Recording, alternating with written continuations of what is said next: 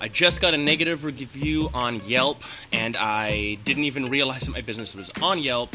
What the heck do I do?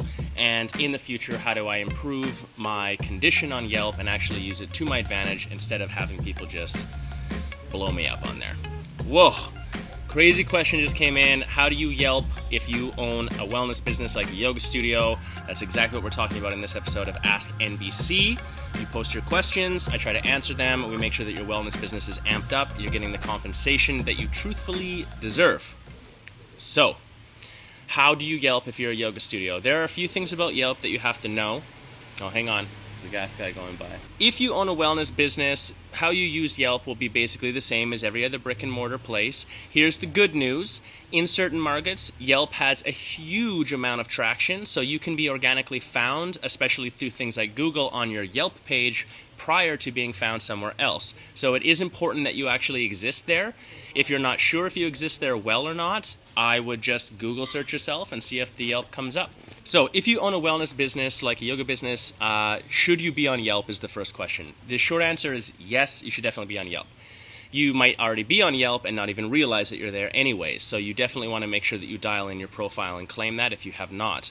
In certain markets, especially larger centers like New York, Los Angeles, San Francisco, it's a little bit less up in Canada, but still, especially everywhere in the United States, Yelp's pretty big. The thing about Yelp is that it works with SEO and Google pretty strongly because it's a keyword-based search engine. So what that means is you'll often show up, or your Yelp page will often show up prior to other pages you have. So especially when you're new, it's possible for you to start ranking high in Google search from your Yelp page faster than it would be to get the SEO for your regular site up and going. So it's a good idea to exist there. Now, that being said, there are a lot of headaches with Yelp, and I think a lot of owners don't like Yelp because they feel like they've been strong-armed by them, and the truth is they do tend to do that. So I don't like that either, but here's some of the hacks that you need to know. Number one, fill in your entire profile. So if you have a Yelp page, just having the existence of your business on there is really not very good. You need to have all of the details of your business. It should have photos. You should post some videos. Make sure that the directions are there to your business. Make sure your address is correct. And write in full text. So actually fill things in and don't just bullet point it. Write out where necessary to actually completely give some content to that page, because the rich content is what Yelp actually likes. And one important detail, this is really simple for a yoga studio, for example, but is often neglected for some reason, is the service category. So make sure that your business is in the correct service category. If you are a yoga studio, don't put yourself under like medical or something like that. Make sure it says yoga studio, because even if your keywords, which we talk about in a second, are perfect, you will not rank well if you are in an incorrect service category. So make sure your service category is right. Number two, use keywords in your description. So Yelp, like Google, uses keywords to search and figure out where you fit when someone is searching for you. If you have the correct keywords and enough of them, and enough people are reacting to them correctly with your service category, with your business, then you will start to rank higher.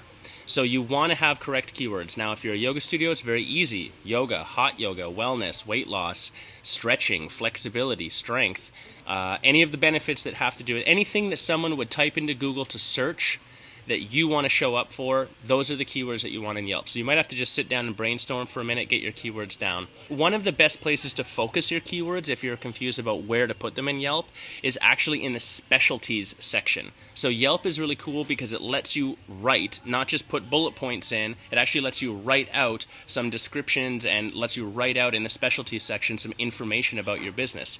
This is actually pretty awesome. Be careful with keyword stuffing. So if you just write down all your keywords and put them in there, Yelp will actually negatively review that, not positively. So you will get pushed down in the Yelp search.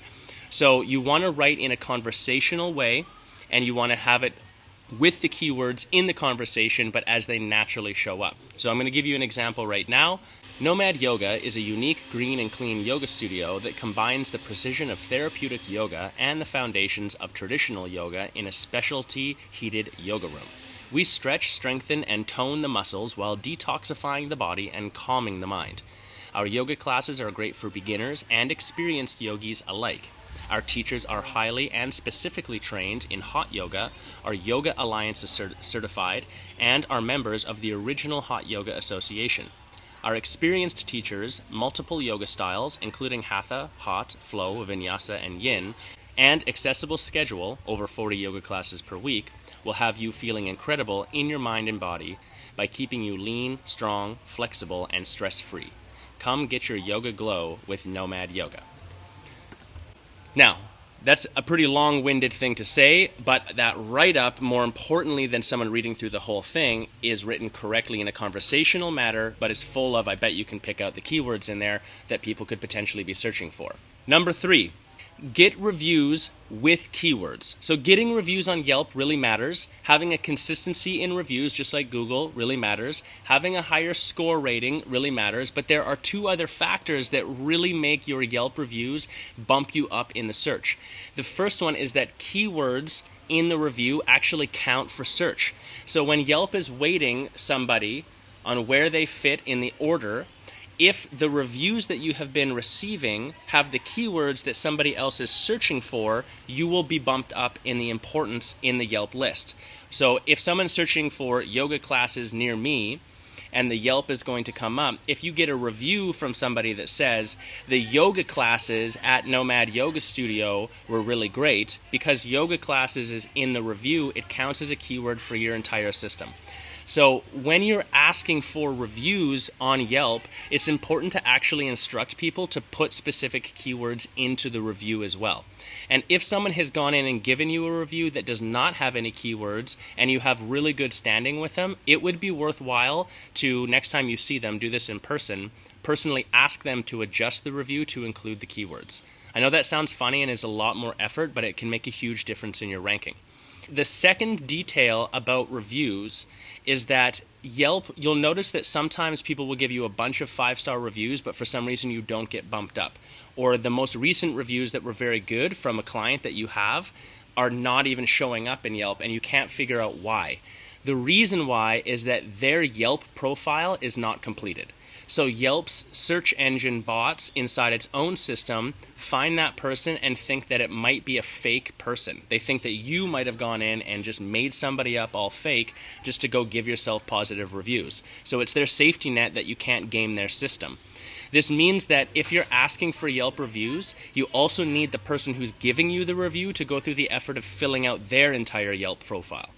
So this stuff sucks to do as a business owner, but for those of you who are fighting against Yelp anyways in terms of showing up positively or negatively, and it's hard to not exist in Yelp in your area, you have to put the effort into getting these things dialed in.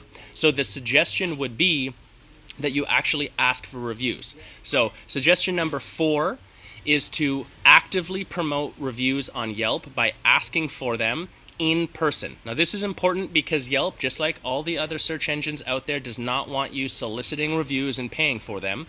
So if they see you posting online or posting on Yelp that you get something for making a 5-star Yelp review, they think it's unfair to the general consumer out there about the truth of your business. So they don't like that and they will bump you down. So it's good to ask for reviews, but you need to do it just in-house only. The best way to do that is if you have an iPad for sign-in, for example, you would actually stand at your front desk with your iPad, and when someone comes in that you know is going to give you a positive review, ask them to take the time to do it. This would also be the time that you get to control the factors like fitting specific keywords into the review, and then also making sure that they have their Yelp profile completely filled out. I would unofficially offer them some benefit for the time that it takes them to do this. So if you give them a free coconut water for sitting there after class and writing a Yelp review and making sure all that criteria is filled out, that would probably be very nice for them. Although officially, you cannot buy reviews. All right, and number 5 is always address your negative reviews. Now, negative reviews suck. They come in on occasion. There's nothing you can do about it. Hopefully don't get negative reviews in the first place, but if you do, immediately address them. So go in and comment, reach out to the person, see if you can address it. People can adjust the review. So if you get a negative review and then someone goes in after the fact and changes the review because you've addressed the situation, that will change the way it actually affects where you show up in your reviews in Yelp as well. All right, that's it for Yelp. Not the easiest system to manipulate, but it is still a juggernaut in terms of natural, organic searchability for your business, depending on the market you're in, so you do want to take it seriously. What questions do you have about your social media or Yelp? I'd like to hear if you guys have any other tips or tricks that have helped you get your Yelp reviews and your Yelp ranking up there. Post it down below. This has been another episode of Ask NBC. I'm Josh, the Nomad Business Coach. Talk to you next time. Peace.